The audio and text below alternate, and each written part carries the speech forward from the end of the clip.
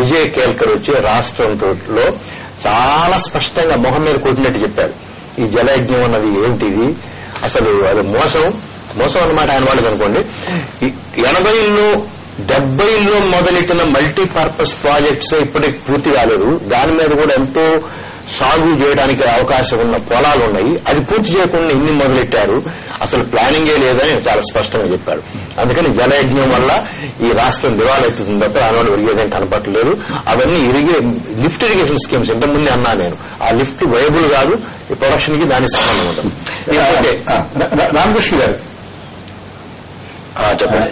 రామకృష్ణ గారు, రాష్ట్ర అప్పు గురించి కాసేపు మాట్లాడుకుందాం. గత సంవత్సరం బడ్జెట్ లో కేటాయించినటువంటిది దాదాపుగా 9,500 కోట్ల రూపాయలు డెట్ సర్వీస్ అంటే వడ్డీలకి చెల్లించడానికి కేటాయించినటువంటిది. ఇప్పుడు మరింతగా పెరిగింది అనేటువంటి వార్తలు వస్తున్నాయి. అప్పు విషయంలో మనం రేపొద్దున బడ్జెట్ ఇంత అప్పు పెరిగినటువంటి నేపథ్యంలో బడ్జెట్ మీద దాని ప్రభావం ఎలా ఉండే అవకాశం? ఒకసారి మన డెట్ స్టాక్ సినారియో గాని మనం చూసినట్లయితే మన ఆంధ్రప్రదేశ్ ఏర్పడిన దగ్గర నుంచి 1956 దగ్గర నుంచి 2003, 2004 వరకు చూస్తే దాదాపు 58,000 crores అప్ అయింది. అదేవిధంగా 2004, 2005 నుంచి ఇప్పటి వరకు చూస్తే 2009, 2010 వరకు చూస్తే దాదాపు 52,000 crores వరకు కూడా అప్పు చేశారు. నేను అనేదంటే ఈ 6 సంవత్సరాల్లో ఇంచుమించు 52,000 కోట్ల రూపాయలు అప్పు తీస్తే దానికి తగ్గట్టుగా మనకి డెవలప్మెంట్ కానీ, వెల్ఫేర్ కానీ, అదేవిధంగా మిగతా ఇరిగేషన్ లో మనకు అభివృద్ధి కానీ రిఫ్లెక్ట్ కావడం లేదనేటువంటి ప్రధానమైనటువంటి అవసరం. అంటే అప్పు తేవడం అనేటువంటి ఏ గవర్నమెంట్ లోనే అప్పు తెచ్చుకుంటారు. ఈ రోజు కంట్రీ వైడ్ చూసుకుంటే మనం I think second highest borrowing చేసినటువంటి మన స్టేట్. అంటే ఇంత అప్పు చేసినప్పుడు కూడా ఈ రోజున మనం ఇంకా కష్టాల్లో ఉన్నాం, ఇంకా ఫైనాన్షియల్ ఇబ్బంది ఉంది అనేటువంటి విధానం చెప్తున్నారు.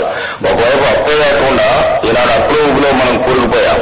ఇంచుమించు ఈ రోజున చూస్తే ఆర్బీఐ రిపోర్ట్ ప్రకారంగా total liabilities of the state government ఈ రోజున చూస్తే 1,30,000 కోట్ల రూపాయలు దగ్గర ఉన్నాయి.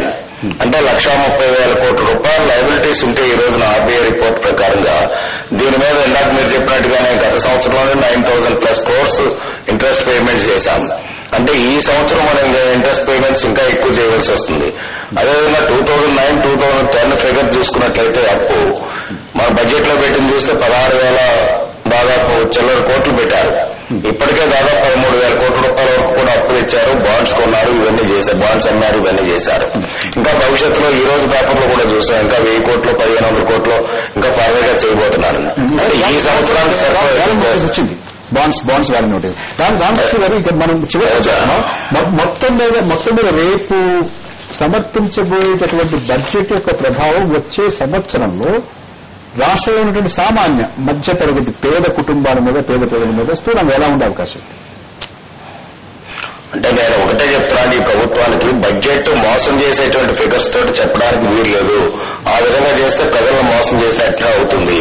ఎంచేతంటే మనకి ఈ రోజు ఉన్నటువంటి స్థితి తెలుసు కాబట్టి దాన్ని బేస్ చేసుకుని రియలిస్టిక్ బడ్జెట్ పెట్టి ఆ రియలిస్టిక్ గా ప్రయారిటీస్ చూజ్ చేసుకుని ఇందాక మన సోదరులు చెప్పినట్టుగానే ఇరిగేషన్ లో దగ్గరికి కంప్లీషన్ లో ఉన్న ఏవైతే ఉన్నాయో అవి ప్రయారిటీ తీసుకోవడం, అదేవిధంగా వెల్ఫేర్ ప్రయారిటీ తీసుకోవడం, ఎక్కడ ప్రయారిటీ సెక్టర్ ని రీప్రయారిటైజేషన్ చేసుకోవడం, ఆ విధంగా ఈ రోజు ఉన్నటువంటి మన రెవెన్యూస్ బేస్ చేసుకుని రీప్రయారిటైజ్ చేసుకుని ప్రజల్ని మోసగించకుండా ఫిగర్స్ తోటి మోసగించడం కాదు, యాక్చువల్ ఎక్స్పెండిచర్ తోటి రాష్ట్రాన్ని అభివృద్ధి చేసే విధంగా ఈ బడ్జెట్ ఉండాలి తప్ప ఊరికే గొప్పకి 1,10,000 కోట్లు పెట్టాం, లేదా 1,07,000 కోట్లు పెట్టాం, 1,03,000 కోట్లు పెట్టాం అనే రీతిలో వెళ్ళకూడదు.